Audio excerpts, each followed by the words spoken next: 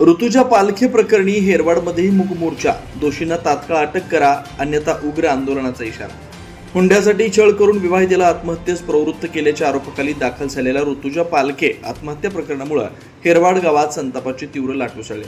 ग्रामस्थांनी आज गावातून मूक मोर्चा काढत दोषींना कठोर शिक्षा देण्याची मागणी केली। उर्वरित आरोपींना तात्काळ अटक करण्यात यावी, त्यांना फाशीची शिक्षा देण्यात यावी अन्यथा आंदोलन तीव्र करण्यात येईल असा इशारा यावेळी देण्यात आला। हेरवाड ग्रामपंचायत चौकातून एक मूक मोर्चाला सुरुवात करण्यात आली।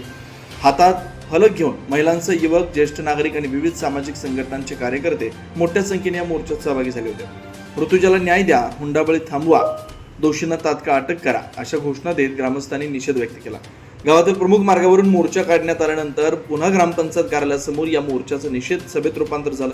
यावेळी उपस्थित वक्त्यांनी पोलीस प्रशासनाच्या कारवाईवर नाराजी व्यक्त करत अद्याप फरार असलेल्या आरोपींना तातडीनं अटक करण्याची मागणी केली।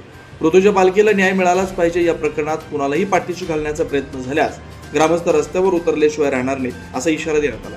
या मोर्चात जिल्हा परिषद सदस्य उत्तरादेवी शिंदे, सभापती मिलिंद कुरणे, पंचायत समिती सदस्य बाबासू वनकोरे, विजित शिंदे सरकार, आरपीआयचे तालुका अध्यक्ष संजय शिंदे, बाबासू नदाब, सरपंच रेखा जाधव, बंडू बरगाले, सुवर्ण अपराज, सुरगुंडा पाटील, ॲडव्होकेट अनिरुद्ध कांबळे, बंडू पाटील, उपसरपंच प्रमोद माळगे, सर्व ग्रामपंचायत सदस्य चंद्रकला पाटील, गिरीश पाटील, सुनील देबाजे यांच्यासह हजारो ग्रामस्थ, महिला या मोर्चात सहभागी झाले होते।